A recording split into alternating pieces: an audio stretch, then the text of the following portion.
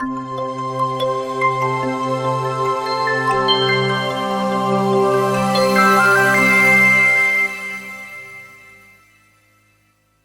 responsabilidade social por tema e chamados para servir como mote, sejam muito bem-vindos a mais um programa. Hoje abordaremos a relação entre a obra social e o espírito de profecia e é com grande alegria que tenho comigo o pastor Joaquim Nogueira. Pastor, muito bem-vindo aqui ao nosso programa. Obrigado. Pastor, sabemos que desde que o pecado entrou no mundo que Deus sofre com a miséria humana e Ele fez da sua missão desenvolver um plano para cada um de nós. E eu pergunto, e a sua igreja? Qual é que é, em que é que consiste a missão da igreja? Em primeiro lugar, temos que ver que a missão da igreja está dependente de uma premissa muito importante que Deus criou e que nos deixou, que é restaurar a imagem de Deus no homem, que se perdeu através dos tempos, desde que há pecado no mundo.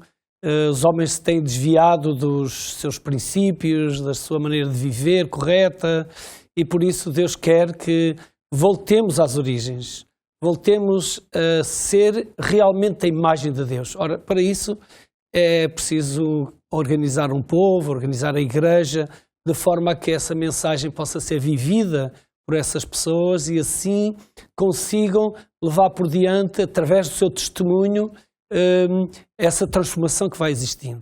Por vezes pensamos que evangelizar, que a missão da igreja é evangelizar, e evangelizar é dar um folheto, é fazer uma campanha, é talvez oferecer um livro, mas evangelizar vai muito mais do que isso. É certo que a doutrina é o pilar fundamental da igreja e se não houver alicerces na construção, ela se desmorona mais tarde ou mais cedo.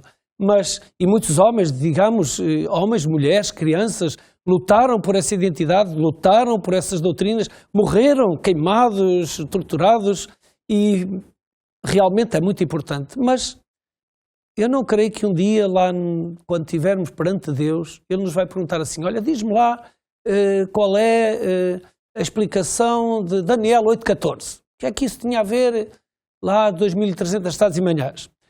Também nos vai perguntar, diz-me agora qual é o estado do homem na morte. Ele vai me perguntar onde é que estão os teus filhos, como é que está o teu caráter, isso é que é o importante. Portanto, a missão da igreja fundamental, para além de todas as outras, é restaurar a imagem de Deus no homem.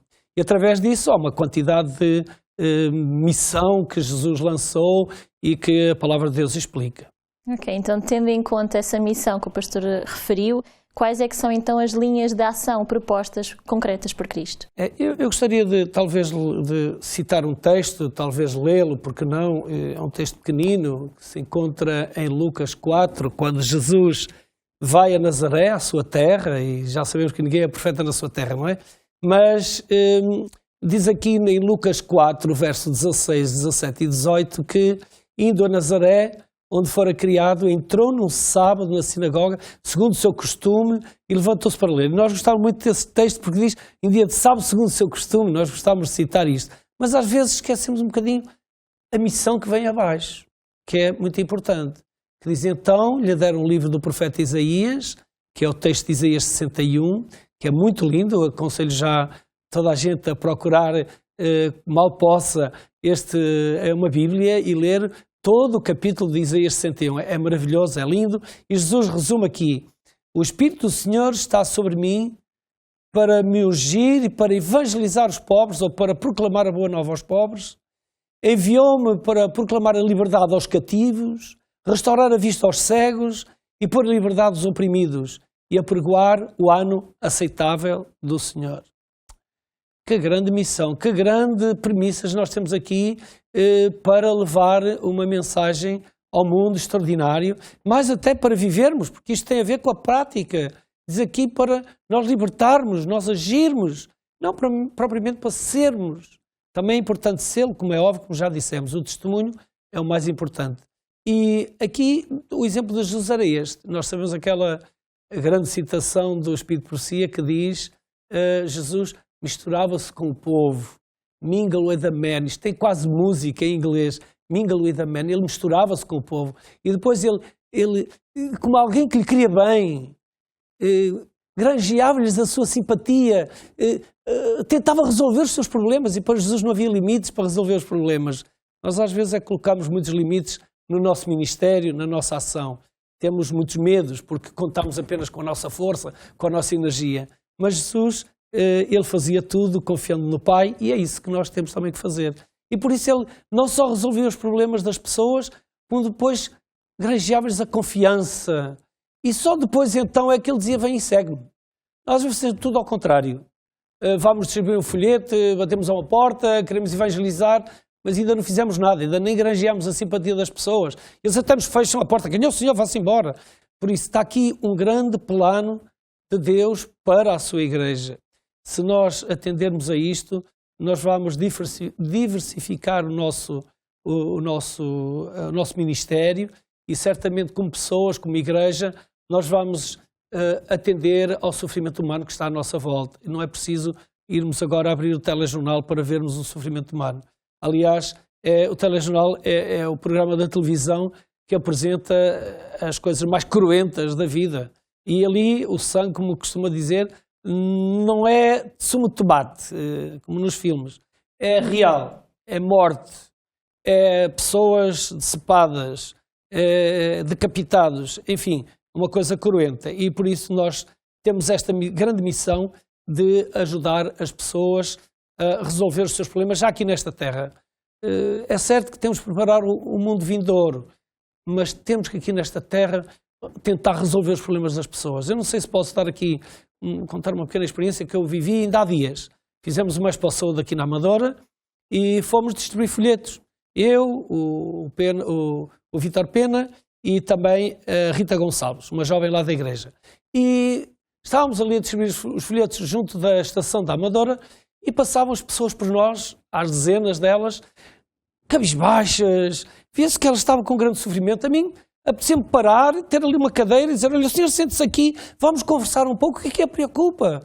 Claro está que as pessoas iam me mandar passear, não é? Não queriam falar comigo, mas deu-me pena, fiquei constrangido com aquele sofrimento e não era uma pessoa, era uma grande maioria das pessoas iam cabisbaixas, com problemas.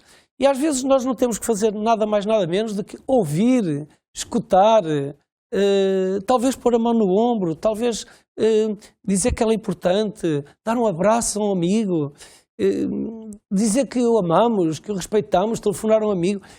Isto é evangelizar, isto é algo muito importante. Tendo como base essa prática, qual é que é então no nosso cotidiano o papel do cristão na sociedade em que nós estamos inseridos?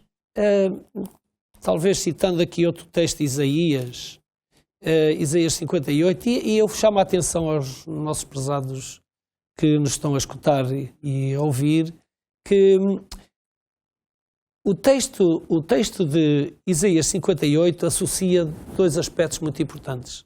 A missão da igreja e o sábado. Nós gostamos muito do verso 13 e 14 que diz, lembra-te do dia de sábado para o santificares, não é? Se desviares o teu pé de profanar o sábado e tal, será um dia deleitoso, etc, etc. Pronto, e nós gostamos muito desse texto. Mas pouco atendemos a que esse capítulo, do primeiro versículo ao versículo 12, fala da nossa missão. Fala daquilo que é importante. Ele diz, porventura, não é este o jejum que soltes as ligaduras da impiedade, que desfaças a atadura de servidão, que deixes livres os oprimidos e despedaçes todo o jugo. Porventura não é também que repartas o teu pão com o faminto, que recolhas em tua casa o desabrigado e que se vires o nu o cubras e não te escondas do teu semelhante? Cuidado com isso, que aí já estão a entrar na minha privacidade, estão a mexer no meu dinheiro, estão a mexer na minha comodidade. É melhor não, mais vale dar um folheto ou uma revista. Portanto, há aqui uma missão muito importante. E Jesus disse que, ou Deus diz aqui na sua palavra, que se nós fizermos isto, que tem a ver com a ação social direta e resolução dos problemas atuais, concretos neste mundo das pessoas, então tu terás, o Senhor será isto para ti, aquilo, tu ouvirá. Talvez Deus não nos ouve porque nós não agimos corretamente nesta parte. Estamos mais centrados no versículo 13 e 14, que fala do tema que nós tanto gostamos e tão importante é, como é o mandamento esquecido, o mandamento de sábado. Realmente, isso é verdade, e infelizmente com alguma frequência nós ouvimos a questão: porquê é que então nós nos devemos preocupar com os desfavorecidos, que diz aí na Bíblia, essa questão mais prática? E eu pergunto assim: já não existem organismos competentes suficientes para esse fim? É óbvio que existem e são necessários, mas já diz Tiago que a verdadeira religião não é a doutrina, não é fazermos instituições, é lutar pela causa das viúvas e dos órfãos, ou seja, dos desfavorecidos. Esta é que é a primeira missão, não é? Mas é certo que as instituições, seja a ADRA, as ONGs, que há por aí tantas, devem fazer esse trabalho, porque há cataclismos, há situações drásticas, há formação, e relembro o trabalho que a ADRA faz no mundo de abrir poços, de dar sementes, ensinar a pescar e não propriamente dar o peixe. É muito importante isso. Mas por isso, talvez o nosso egoísmo leva-nos a dizer: eu agora dou 100 euros, dou 500 euros, dou 2000 euros, o que seja, para a ADRA ou para esta instituição ou para aquela, e está resolvido, a minha consciência fica tranquila. Mas não é isso que Deus quer. Deus quer que nós tenhamos alguém, uma família, a quem nós possamos ajudar, coração a coração. Não é? Jesus fez muito esse trabalho, coração a coração, para que as pessoas, nós possamos ter uma certa empatia com alguém. Não, eu se dou 100 euros para a ADRA, é impessoal, é uma instituição que dá, não há relação de coração a coração, de alma a alma. É importante, talvez, mas hoje, com os tempos de crise, é terrível, temos que, não podemos, dinheiro é curto. Talvez 2, 3 famílias se juntem para fazer bem a uma outra, terceira ou quarta família. Mas quanto mais nós deixamos o trabalho, diz Ellen White, o trabalho da ação social apenas nas instituições de solidariedade, nós estamos a tornar-nos egoístas, a nossa casa está cheia de tudo em tempos de crise, não temos mais um cantinho onde pôr um caixotinho, ou mais uma caixa de sapatos, ou o que seja. Não temos espaço, estamos a tornar egoístas e morremos, espiritualmente falando, morremos. Pastor, o nosso tempo concluiu, chegou ao fim, mas eu gostaria de lhe pedir que nos pudesse dirigir a oração para terminarmos o programa, é possível? Muito bem. Se me dão licença, apenas uma questão. Sim. Eu queria lembrar que em 2016 vamos estudar o livro de Beneficência Social. É um livro de Ellen White que eu aconselho-vos a comprar e a ler, porque é muito importante. Com certeza. Terei muito gosto em terminarmos com uma oração. Obrigada. Querido Pai, que estás nos céus, grande é este privilégio que nós temos, Senhor, de estarmos ao Teu serviço, e te queremos suplicar que Tu nos inspires para, como seres humanos e como igreja, nós possamos lutar por restaurar a Tua imagem no ser humano, a nível físico, mental, espiritual e social também. Que a Tua graça nos acompanhe, nós te pedimos em nome de Jesus. Amém. Amém. Hoje vimos que o Evangelho sem ação social concreta é de facto um Evangelho que não leva a lado nenhum. Amanhã estaremos de volta para mais um programa e eu acredito que não vai querer perder. Até amanhã, se Deus quiser.